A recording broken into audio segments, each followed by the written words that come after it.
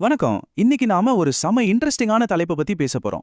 பல ஆயிரம் வருஷங்களுக்கு முன்னாடி சொல்லப்பட்ட பழமையான உண்மைகள் நம்மளோட இந்த நவீன வாழ்க்கைக்கு எவ்வளவு பக்காவா பொருந்தது தெரியுமா? இந்த விளக்க தொகுப்புக்கு உங்களை நான் ரொம்பவே உற்சாகமா வரவேற்கிறேன். வாங்க உள்ளே போகலாம். சரி, நாம நேரா விஷயத்துக்கே வருவோம். ரொம்ப காலத்துக்கு முன்னாடி எழுதப்பட்ட தார்மீக கொள்கைகள் இன்னைக்கு நாம வாழ்ந்துகிட்டு இருக்கிற இந்த வேகமான ஸ்ட்ரெஸ் நிறைந்த லைஃப் ஸ்டைலுக்கு வழிகாட்டுமா? என்ன பழங்கால ஞான நவீன பிரச்சனையை தீர்க்குமான்னு யோசிக்கிறீங்களா? இதுக்கான விடை அடுத்த சில நிமிஷங்கள்ல உங்களுக்கே ரொம்ப தெளிவா புரிய போகுது. இந்த தொகுப்பை நாம ஒரு 6 முக்கியமான பகுதிகளா பிரிச்சிருக்கோம். 1 இன்றையக்கான காலமற்ற உண்மைகள். 2 நேர்மையின் மதிப்பு. 3 செல்வத்தால் பாதுகாப்பை வாங்க முடியாது. 4 வார்த்தைகளின் வல்லமை. 5 தாராள குணத்தின் முரண்பாடு. அப்புறம் கடைசியா 6 நீதியின் நிச்சயம். ரொம்ப ஈஸியா புரிஞ்சுக்கிற மாதிரி தான் இது நாம பார்க்க போறோம். இப்போ முதல் பகுதிக்குள்ள போகலாம். இன்றைக்கான காலமற்ற உண்மைகள். இது வெறும் தியரி கிடையாதுங்க. நீதிமொழிகள் 11ஆம் அதிகாரம் வெறும் தத்துவங்கள் அடங்கிய ஒரு புத்தகம்னு நினைச்சிராதீங்க. அதுல இருக்கிறது எல்லாமே தார்மீக விதிகள், அதாவது மாரல் லாஸ். எந்த காலமா இருந்தாலும் சரி, எந்த கலாச்சாரமா இருந்தாலும் சரி, நம்ம வாழ்க்கையை ஆளக்கூடிய மாறாத கொள்கைகள் இவை. இதை அப்படியே ஃபாலோ பண்றவங்க வாழ்க்கையில பெரிய ஆசீர்வாதங்களை பார்க்கறாங்க. அதே சமயம் இதை தூக்கி போடுறவங்க அதற்கான விளைவுகளை சந்திச்சே ஆகணும். இது ஒரு இயற்கையான விதி. அடுத்து 2வது பகுதி, நேர்மையின் மதிப்பு. இத பிசினஸ்ல எப்படி செயல்படுத்துறதுன்னு பாப்போம். ஏமாத்தி ஜெயிக்கிறது ஒரு பெரிய மாயங்க. கொஞ்சம் யோசிச்சு பாருங்க. தவறான அளவுகள், தந்திரங்கள் இதெல்லாம் கொஞ்ச நாளைக்கு உங்களுக்கு வெற்றியை தர்ற மாதிரி ஒரு மாயையை உருவாக்கும். ஆனா அது ரொம்ப சீக்கிரமே காணாம போயிடும். ஆனா உண்மையான நேர்மையை கடைபிடிக்கிறதுக்கு நீங்க சில தியாகங்கள் பண்ண வேண்டியிருந்தாலும் அது மக்களோட நம்பிக்கையை சம்பாதிச்சு தரும். அதை விட முக்கியமா நீடித்த வெற்றியையும் கடவுளோட அங்கீகாரத்தையும் நிச்சயமா உங்களுக்கு கொடுக்கும். 3வது பகுதி, செல்வத்தால் பாதுகாப்பு வாங்க முடியாது. பணத்தால எதையும் சாதிச்சிடலான்னு நினைக்கிற இந்த காலத்துக்கு இது ரொம்பவே பொருத்தமான ஒண்ணு. நம்மள் பல பேர் பணத்தை மேல ரொம்பவே அதீத நம்பிக்கை வச்சிருக்கோம் இல்லையா? ஆனா உலகத்தோட இறுதியான உண்மைகளுக்கு முன்னாடி, குறிப்பா சொல்லணும்னா மரணத்துக்கு முன்னாடி, இந்த சொத்து பணம் எல்லாமே ஜீரோ தாங்க, முற்றிலும் சக்தியற்றது. ஆனா பாருங்க, ஒரு நீதியான வாழ்க்கை, அது இந்த தற்காலிக வாழ்க்கையை தாண்டி நித்தியம் வரைக்கும் தொடரக்கூடிய ஒரு உண்மையான பாதுகாப்பையும் நம்பிக்கையும் நமக்கு தருது. இது ரொம்பவே ஆழமான ஒரு விஷயம். இங்க நாம முக்கியமா கவனிக்க வேண்டிய பாயிண்ட் இதுதான். எந்த ஒரு தற்காலிக லாபத்தை விடவும் நம்ம நற்குணமே எப்போதுமே அதிக மதிப்புடையது. இதை வரலாறு திரும்ப திரும்ப நமக்கு நிரூபிச்சுக்கிட்டே இருக்கு. நம்ம சம்பாதிக்கிற சொத்து பதவிகள்லாம் ஒரு நாள் நம்மளை விட்டு போயிடும். ஆனா நாம எப்படி வாழ்ந்தோம் அப்படிங்கிற அந்த குணமும் நம்ம நற்பெயரை மட்டும்தான் காலத்துக்கு நிலைச்சு நிற்கும். 4வது பகுதி, வார்த்தைகளின் வல்லமை. நம்ம அன்றாட வாழ்க்கையில நாம பேசுற வார்த்தைகளுக்கு எவ்வளவு பவர் இருக்கு தெரியுமா? ரொம்ப சாதாரணமா கவனக்குறைவா நாம விடுற வார்த்தைகள் தேவையில்லாத சண்டைகளை உருவாக்கும், மத்தவங்களோட நற்பெயரையே கெடுத்துடும். ஆனா ஞானம் உள்ளவங்க எப்ப அமைதியா இருக்கணும், ஒரு விஷயத்தை எப்படி ரகசியமா பாதுகாக்கணும்னு ரொம்ப தெளிவா தெரிஞ்சு வச்சிருப்பாங்க. இந்த ஒரு கட்டுப்பாடு தான் மக்கள்கிட்ட உண்மையான நம்பிக்கையும் ஒற்றுமையும் ரொம்ப ஸ்ட்ராங்கா பில்ட் பண்ணுது. ஒரு நீதியுள்ள மனிதனோட தாக்கம் சமூகத்துல எப்படி இருக்கும்னு பாத்தீங்கன்னா, அது அப்படியே பல மடங்கா பெருகிட்டே போகும்.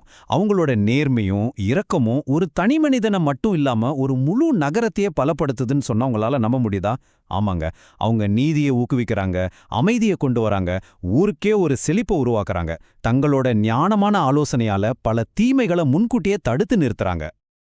5வது பகுதிக்கு வந்துட்டோம், தாராள குணத்தின் முரண்பாடு. இந்த அதிகாரத்திலேயே ரொம்ப ஆச்சரியமான ஒரு விஷயம் இதுதாங்க. இந்த ஸ்லைட்ல இருக்கிற விஷயத்த கொஞ்சம் கவனிங்க. உலகத்தோட லாஜிக் என்ன சொல்லுது? பொருட்களை பதுக்கி வச்சாதான் சொத்து சேர்க்க முடியும்னு சொல்லுது. ஆனா கடவுளோட லாஜிக் இதை அப்படியே தலைகீழா மாத்துது. பொருட்களை மத்தவங்களோட தாராளமா பகிர்ந்துக்கிறப்ப மட்டும்தான் உண்மையிலே உங்க வாழ்க்கையில பெருக்கம் வரும்னு இது திட்டவட்டமா நிரூபிக்குது. சுயநலத்துக்காக பதுக்கி வைக்கிறவங்க கடைசியில பற்றாக்குறையை மட்டும்தான் சந்திப்பாங்க. மூடிய முஷ்டிகளை விட திறந்த கைகள் பெரிய ஆசிர்வாதங்களை பெறுகின்றன. அடடா, எவ்வளவு அழகான ஆழமான வரிகள்! தாராள குணம் கொண்டவங்க மத்தவங்களுக்கு புத்துணர்ச்சி தர்ற அதே நேரத்துல பதிலுக்கு அவங்களுக்கும் அந்த புத்துணர்ச்சி கிடைக்குது அப்படிங்கிறது தான் இதுல இருக்கிற மாபெரும் மேஜிக். இப்போ நாம கடைசி பகுதிக்கு வந்தாச்சு. பகுதி 6, நீதியின் நிச்சயம். நன்மைய முழு மனசோட தேடுறவங்க மத்தவங்களுக்கு குணமளிக்கும் ஒரு மருந்தா மாறி நல்ல செழிப்பான மரம் மாறி தழைச்சு வளருவாங்க. ஆனா அதே நேரத்துல மத்தவங்களுக்கு தீமை செய்யணும் திட்டம் போடுறவங்க அவங்க விரிக்கிற வலையில அவங்களே சிக்கிக்கிட்டு தங்களுக்கு தாங்களே பெரிய துன்பத்தை கொண்டு வந்து சேர்ப்பாங்க. இதுதான் நிதர்சனம். இதை நீங்க எப்பவுமே மறக்கக்கூடாதுங்க. ஒருத்தரோட இருதயத்தோட திசைதான் அவரோட வாழ்க்கையின் முடிவை தீர்மானிக்குது. கடவுள் நாம வெளியில செய்யற செயல்களை மட்டும் பார்க்கறதில்ல, நம்ம மனசுக்குள்ள ஆழமா புதைஞ்சிருக்கிற உண்மையான நோக்கங்களையும் ஆராய்கிறார். அவர் எப்பவுமே முழுமையான நியாயத்துடனும் நீதியுடனும் செயல்படுறாரு. சரி, இந்த விதிகளை எல்லாம் இன்னைக்கு நம்ம அன்றாட வாழ்க்கையில எப்படி பயன்படுத்துறது? ரொம்ப சிம்பிள். ஈஸியா கிடைக்கிற லாபத்தை விட நேர்மைக்கு எப்போ முன்னுரிமை கொடுங்க. உங்க சுத்தி இருக்கவங்கள ஊக்குவிக்கிற மாதிரி கவனமா பேசுங்க. ஏதாவது பெரிய முடிவு எடுக்கிறதுக்கு முன்னாடி கண்டிப்பா ஞானமுள்ளவங்களோட ஆலோசனையை கேளுங்க. அப்புறம் தாராளமா இருக்க பழகுங்க. இதுதான் உண்மையான பெருக்கத்துக்கான ரகசியம். கடவுளுடைய ஞானத்தின் வழியில் நடக்க தேர்ந்தெடுக்கும் ஒவ்வொரு மனிதருக்கும் அதுவே மிகவும் பாதுகாப்பான பாதை என்பதற்கான நீடித்த சாட்சியாக நீதிமொழிகள் 11 விளங்குகிறது. என்ன ஒரு அருமையான பதிவு பாத்தீங்களா? இந்த உண்மைகள் எல்லாம் மாறுற கலாச்சாரத்தையோ காலத்தையும் சார்ந்ததில்லைங்க. ஏன்னா இது கடவுளோட மாறாத குணாதிசயங்களை அப்படியே நமக்கு காட்டுது. இந்த தொகுப்போட முடிவுக்கு நாம வந்துட்டோம். கடைசியா உங்களை சிந்திக்க வைக்கிற ஒரு முக்கியமான கேள்வியை கேட்க விரும்புறேன். இந்த தார்மீக விதிகளோட முழுமையான நிச்சயத்தை இப்ப நாம தெரிஞ்சுக்கிட்டோம். அப்படியானால் இன்னைக்கு நீங்க எடுக்கிற சின்ன சின்ன முடிவுகளும் உங்களுக்காக எத்தகைய எதிர்காலத்தையும் பாரம்பரியத்தையும் உருவாக்கிக்கிட்டு இருக்கு. ஒரு நிமிஷம் அமைதியா யோசிச்சு பாருங்க. தொடர்ந்து இது போல நிறைய விஷயங்களை கத்துக்க ஆர்வமா இருங்க. நாம மீண்டும் சந்திப்போம்.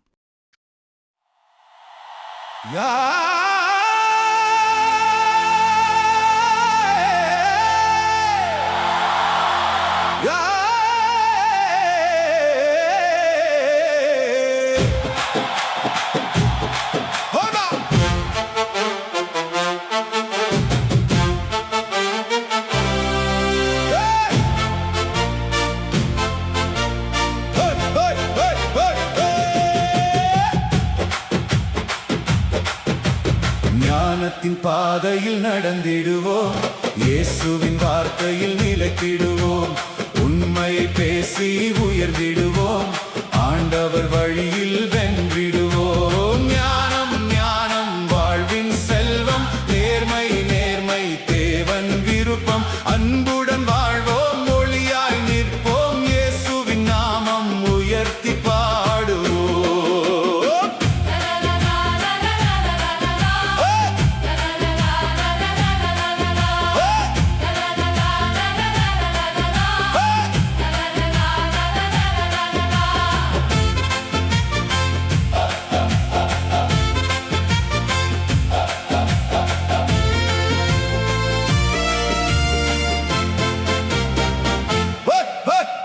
அறிவுரை கேட்போம், வளர்ந்திடுவோம், அகந்தையை விட்டு பணிந்திடுவோம், உழைப்புடன் தினமும் முன்னேறுவோம், உண்மையின் வழியில் நடந்திடுவோம், பொய்யை விட்டு நீதியை தேர்வோம், பொன்னான வாழ்வை கர்த்தரில் காண்போம், நல்லதை விதைத்து நன்மை பெறுவோம், நம்பிக்கை கொண்டு வெற்றி ஞானத்தின் பாதையில் நடந்திடுவோம், இயேசுவின் வார்த்தையில் நிலைத்திடுவோம், உண்மையை பேசி உயர்ந்திடுவோம், ஆண்டவர் வழியில் வென்றிடுவோம்.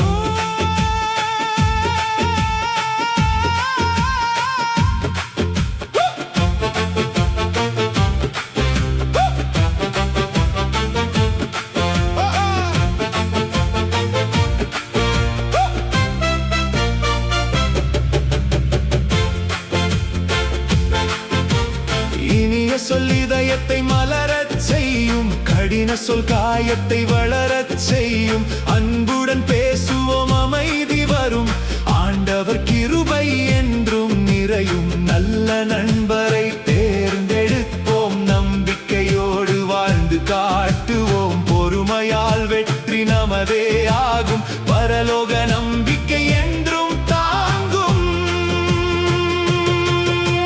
சத்தியம் என்றும் நிலைத்திருக்கும், தேவனின் வாக்கு வழி நடத்தும், நீதியின் பாதை வாழ்வு தரும், இயேசுவின் அன்பு வெற்றி தரும். ஞானத்தின் பாதையில் நடந்திடுவோம், இயேசுவின் வார்த்தையில் நிலைத்திடுவோம், உழைப்பும் உண்மையும் கையில் ஏந்தி உலகுக்கு ஒளியாய் வாழ்ந்திடுவோம்.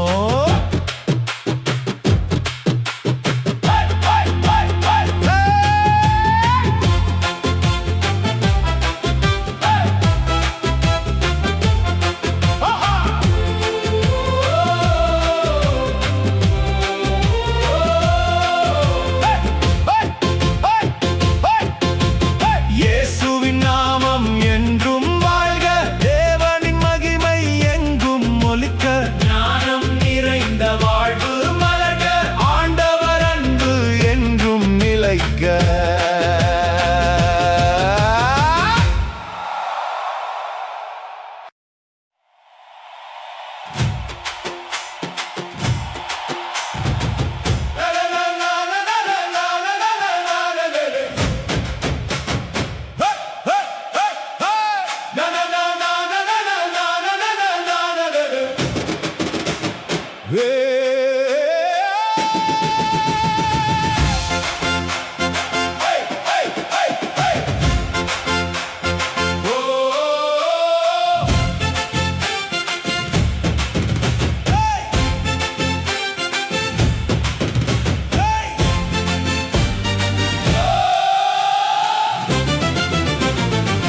ஞானத்தின் பாதையில் நடந்திடுவோம், இயேசுவின் வார்த்தையில் நிலைத்திடுவோம், உண்மையை பேசி உயர்ந்திடுவோம், ஆண்டவர் வழியில் வென்றிடுவோம்.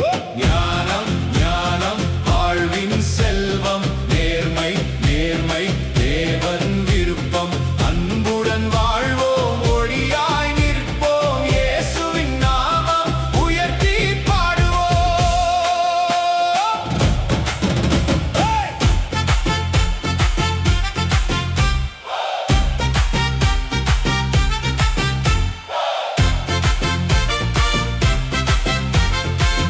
அறிவுரை கேட்போம், வளர்ந்திடுவோம், அகந்தையை விட்டு பணிந்திடுவோம், உழைப்புடன் தினமும் முன்னேறுவோம், உண்மையின் வழியில் நடந்திடுவோம், பொய்யை விட்டு நீதியை தேர்வோம், பொன்னான வாழ்வை கர்த்தரில் காண்போம், நல்லதை விதைத்து நன்மை பெறுவோம், நம்பிக்கை கொண்டு வெற்றி அடைவோம். ஞானத்தின் பாதையில் நடந்திடுவோம், இயேசுவின் வார்த்தையில் நிலைத்திடுவோம், உண்மையை பேசி உயர்த்திடுவோம், ஆண்டவர் வழியில் வென்றிடுவோம்.